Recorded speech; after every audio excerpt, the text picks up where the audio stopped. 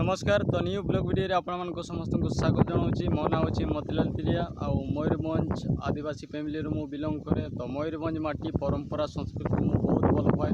तो सांग मैंने आज गोटे गभीरक सामाजिक विषय पर मुझे कथा होगा चाहूँगी। तो सांग मैंने मयूरभंज जिलार किसी अंचल में मद निशा प्रभाव जहाँकि पिला शिक्षा प्रभाव तो एपटे एत सस्ता होगा मद 5 टंका 10 टंकार मद मिल जाऊँगी जहाँकि बापा माँ से तो मद निशारे निशाई पड़ी जहाँकि पिला स्कूल को पठाऊना चिंता करना तो से गले न गले से कथा मन किसी चिंता ना जहाँकि जार पिला भविष्य बहुत अंधार हो जाऊँगी आर भितर जोगाड़ सृष्टि हो स्कूल पिला स्कूल को जाऊना कि जहाँ पैसा से माने अत को संचय करने कथा से भी संचय करना मद निशारे सब खर्च कर दे।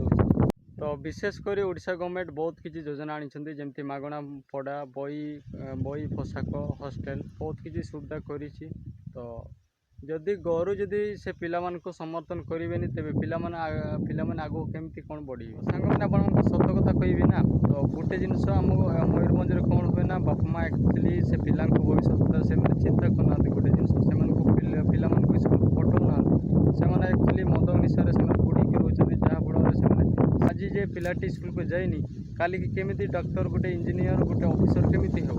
तो सांग मैंने कथाटी को स्पष्ट कर दूसरी जे तो समस्त आदिवासी लोक मैंने एका बड़ी नुहति। तो किसी आदिवासी लोक अच्छा जहाँकि मद निशा पड़ी से बासी जाऊँगी। तो आम आदिवासी समाज खूब सरल खूब परिश्रमी और संस्कृतिमय।